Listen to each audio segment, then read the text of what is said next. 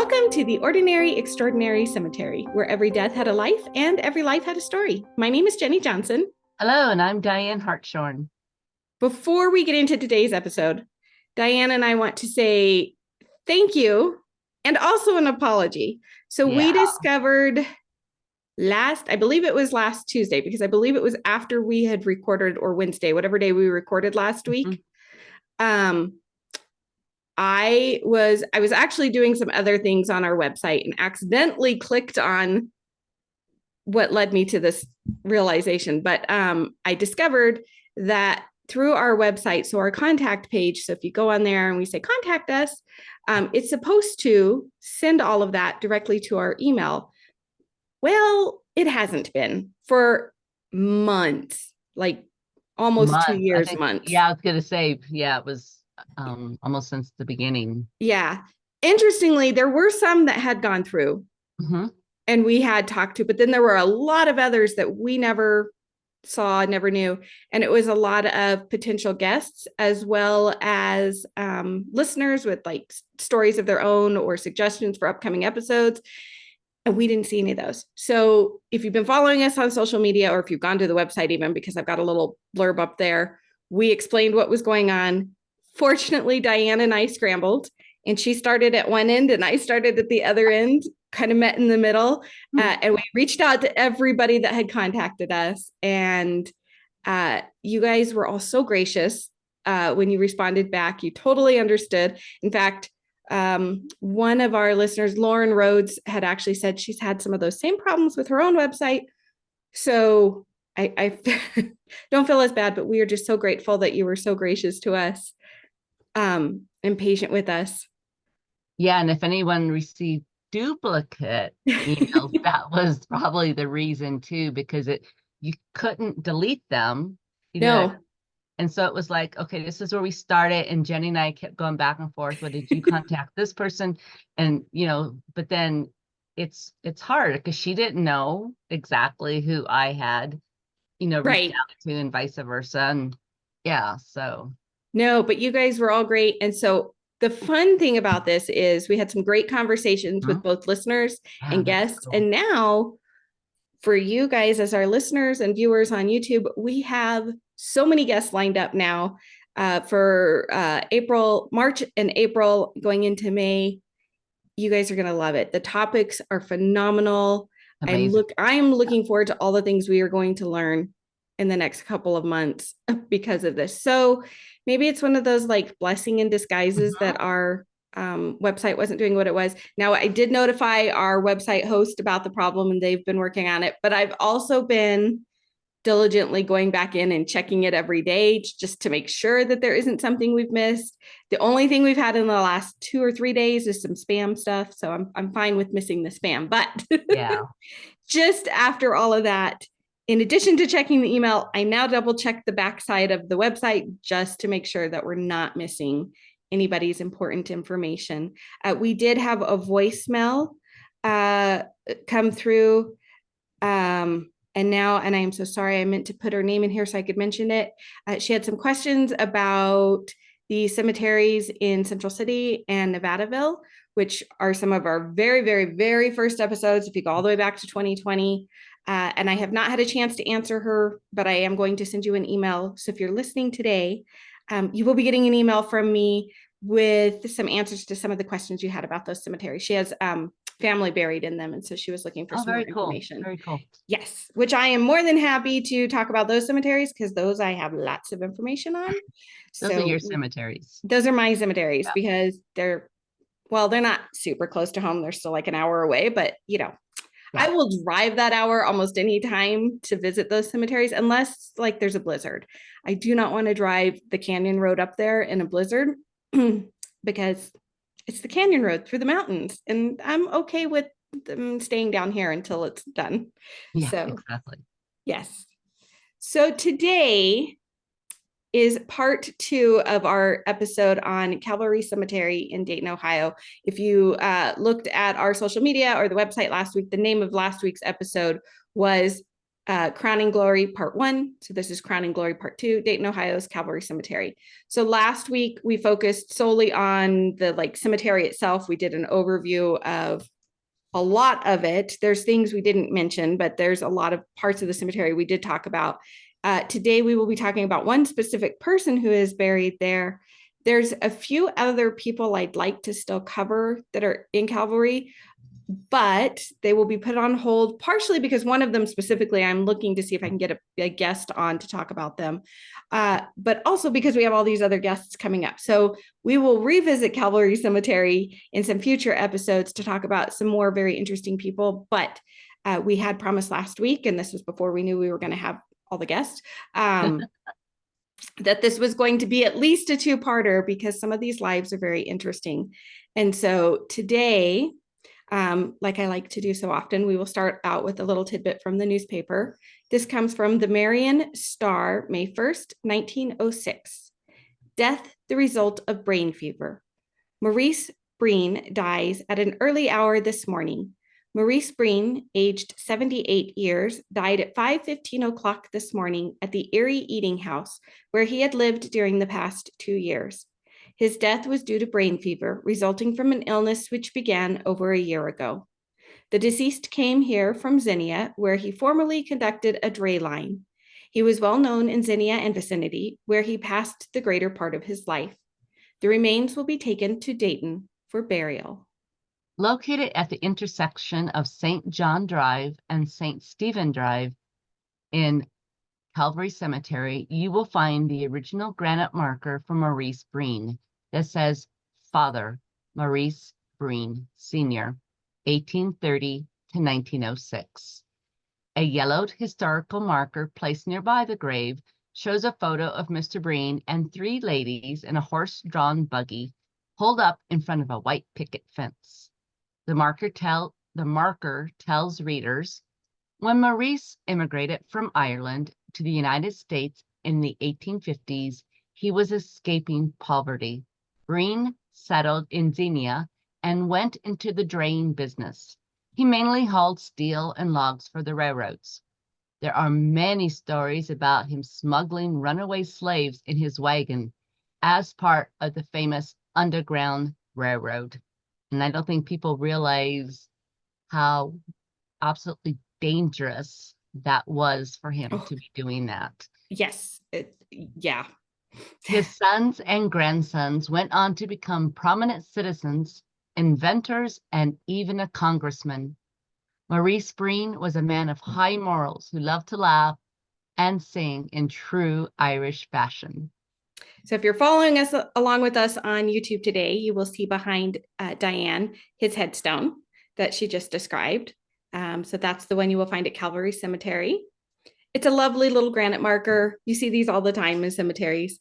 And then, of course, behind myself is the historical marker that the cemetery has placed with that picture. And I'm assuming the ladies in the picture, I'm assuming that maybe the one sitting up front with him is his wife. And then I'm wondering if maybe the 2 in the back might be his daughters, 2 of his daughters. I don't know. But it's a lovely picture. I love seeing it. Though his headstone says he was born in 1830, baptism records located at a church in Killarney, Ireland, indicate that he was baptized on June 5th, 1828, meaning he was born prior to June 5th then. Maurice was one of 5 children born to Daniel J. Breen and Mary Hayes Breen. The Breens were not a wealthy family. Daniel Breen could not read or write, but he was a devout Catholic who passed his religion on to his children. Even though Daniel worked hard as a tenant farmer to provide for his family, the Breens were affected by political unrest that plagued the country, especially since they were Catholic, and later by the potato famine that began in 1845 and continued for several years. It's hard to locate exact records, but we know Maurice, along with 3 of his siblings, traveled to America, where all 4 soon took up residence in Ohio. It is likely that Maurice came in 1851, though some of his brothers came before that time. The oldest brother, John, also left Ireland, but it appears he went to Canada rather than the U.S. Between 1820 and 1860, the Irish constituted over 1/3 of all immigrants to the United States.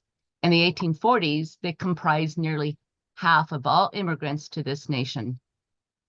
Like so many of the Irish who fled their homeland, the Breens were looking to improve their lot in life, to secure employment, food, and better futures for themselves and their children.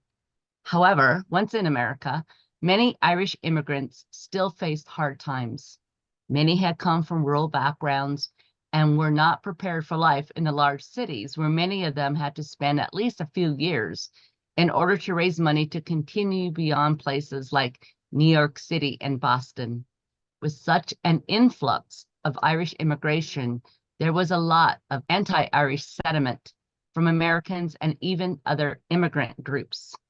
And just like in Ireland, the tension between Protestants and Catholics continued. And I know there's a book about the famine, I think it's called The Trinity, and oftentimes they would just stick them, the tenant owners of the farms that they were on, would stick them on ships and just send them sailing. And a lot of times they weren't allowed to dock in the United States, i.e. New York. So they had to go up into Canada. So it's not like Canada was a choice. They just sort of got dumped in Canada and then had to make their way down to New York.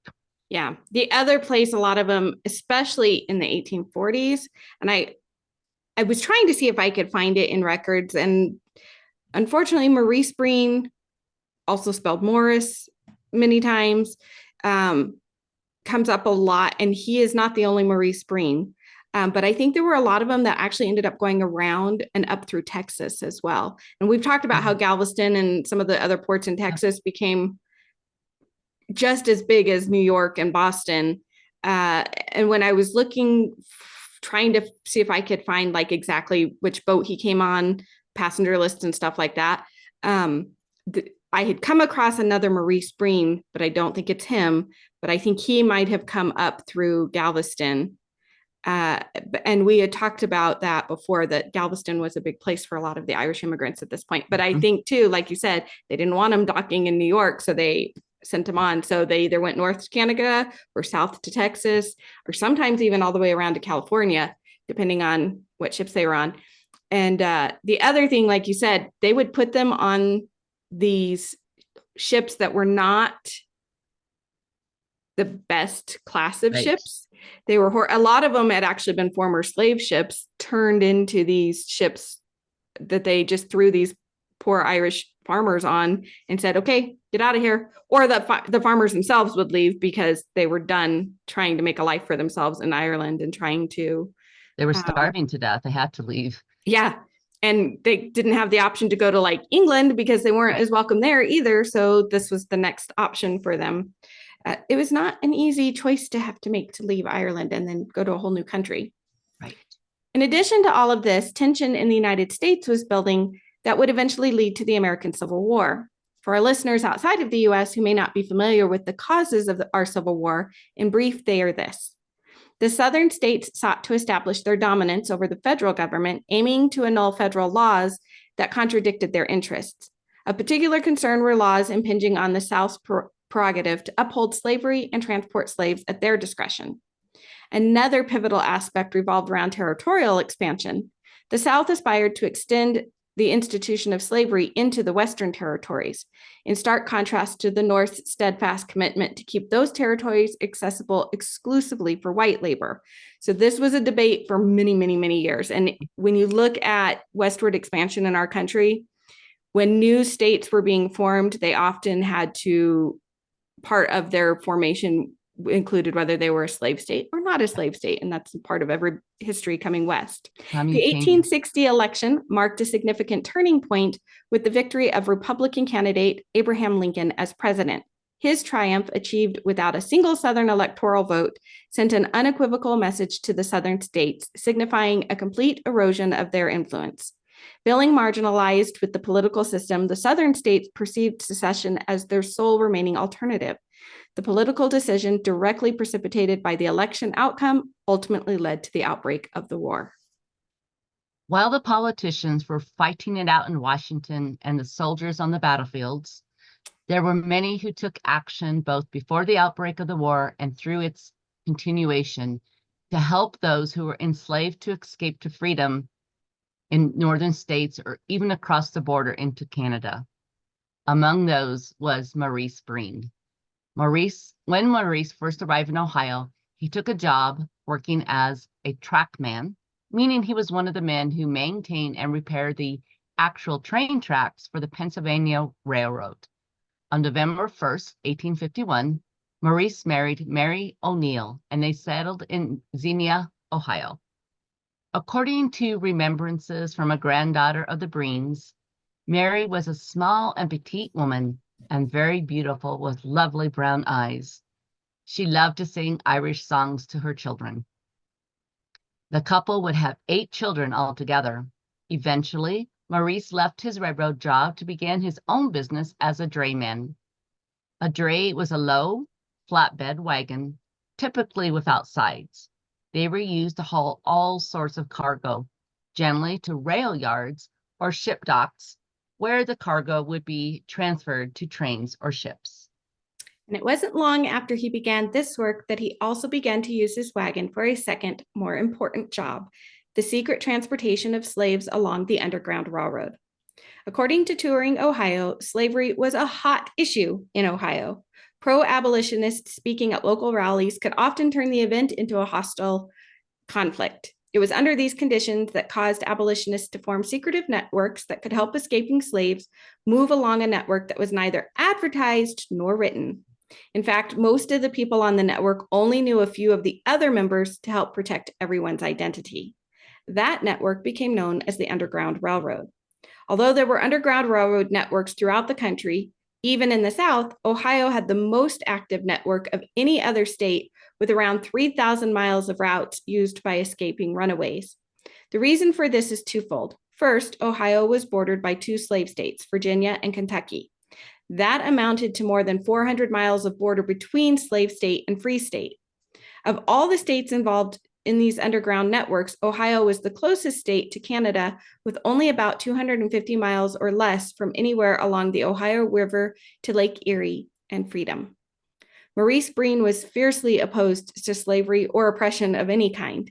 This may be in part due to what he and his family had personally suffered back in Ireland, and maybe even when they first arrived in America. Unfortunately, we couldn't find any of the actual stories detailing Maurice's personal accounts online, but there are descendants who know the stories, like Ed Breen, who has given tours at Calvary Cemetery and shared those stories in person.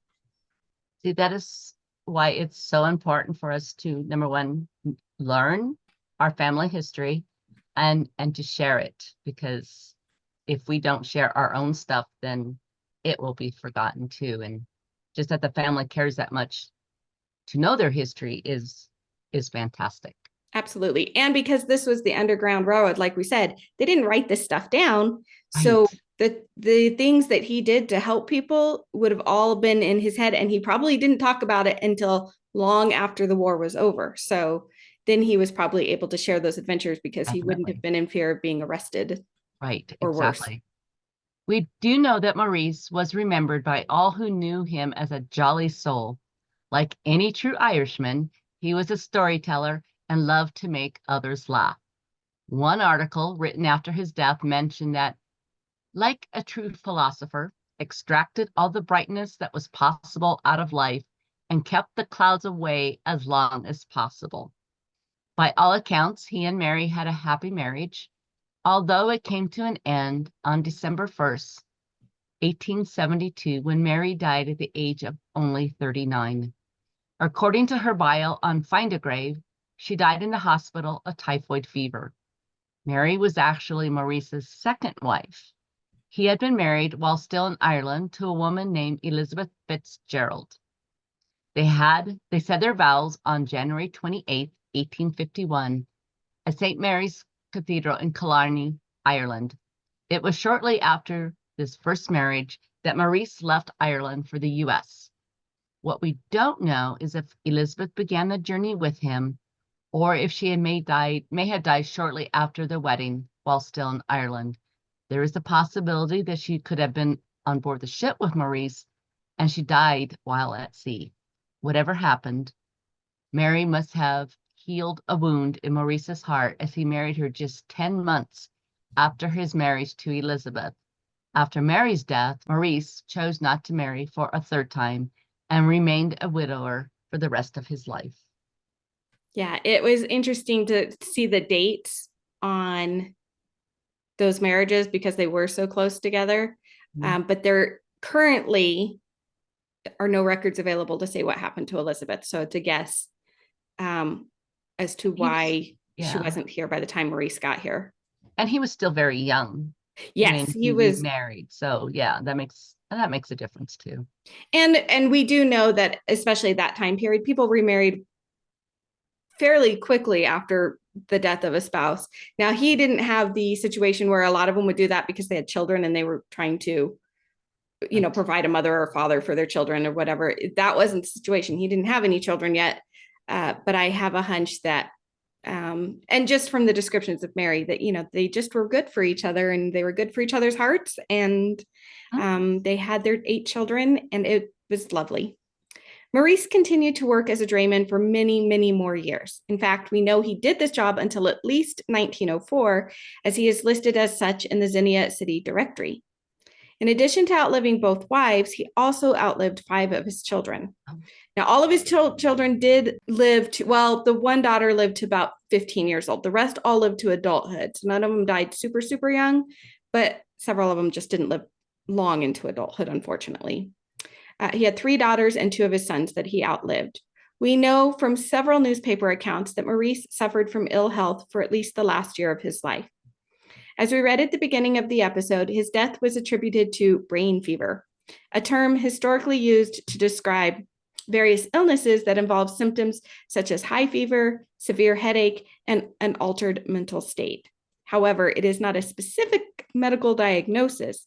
In modern medical terminology, the term brain fever is not commonly used. In fact, it's not used at all anymore, as it does not accurately represent a specific medical condition. In the past, the term may have been used to refer to conditions such as encephalitis or meningitis, which are infections or inflammations of the brain or the membranes surrounding the brain and spinal cord. But we didn't, at that point, know all of the intricacies of those particular diseases. But brain fever also could have been brought on by some, horrific event or other thing. The Victorians could be very dramatic about their description of what brought on brain fever. So brain fever referred to a lot of different ailments, and they just categorized it that way when he died. So we don't know exactly what his cause of death truly was. These spinal cord conditions, meningitis, encephalitis, and stuff, they also lead to fevers, headaches, and altered consciousness. So, but it may not have been either one of those diseases that killed him. It could have been a lot of other things. He could have even had a stroke. There's, again, we were still in the very much learning processes of medicine at that point. Oh, definitely. Yeah. It is interesting that Maurice was buried in Calvary Cemetery in Dayton, as Mary and the children that all died prior to him are buried at St. Bridget's Cemetery in Xenia. Our theory is that his younger sons had pre-purchased plots at Calvary that included a place for their father. Buried near him are his sons, Maurice Jr., John, and Michael. Maurice Breen was a man who worked hard, but always made the best of life. He lived through plenty of hardships, but he didn't let them prevent him from wearing a smile, cracking a joke, and helping those in need. He was a man who did not tolerate racial prejudice in any form whatsoever, and was known to enjoy all members of his community, regardless of race, creed, or color. He came to America to build a better life, and he succeeded paving the way for the success that his sons enjoyed when they grew into men. It was said of him at the time of his death that he kept up his spirits to the end. When he finally left his old friends with whom he had associated so many years, he lifted his hat to them and said goodbye with a smile and a nod for old memories. I'm not sure if that's exactly how he died, but the journalist that wrote that article did a lovely job of portraying it. So, definitely. Oh my gosh, this is so heartwarming. And if you're following us on YouTube, you can see I just changed out the picture behind me And that is a portrait of Maurice Breen. And you can see the little smile around his mouth and the crinkle. You can see the crinkles at his eyes that, when he has the big smile, those are his smile crinkles. Yeah. He is definitely well remembered by a lot of people. And while he himself did not become super wealthy, he did have a better life here once he, started his dray business. And the fact that he could help the slaves escape was an important part of making sure that they had a better life as well. So he did for them what somebody may have helped do for him to get to America and to do things, because some of what I was reading on Find a Grave. So Ed Breen, who we mentioned a little bit ago, who's a descendant of Maurice, he has done extensive research on the Breen family. And so if you are on Find a Grave, you will find that he has updated a lot of the Breen bios to tell the stories of his ancestors. And he knows all of these stories, and it's fascinating. And I'm hoping that he will hear this episode, or that somebody who knows Ed will hear this episode, and we can have him on as a guest to tell more of those stories, because the Breen family has all kinds of really cool characters in it. One of the things I meant to put it in the script and completely spaced it as I was going back through and trying to make everything chronological and make sense. But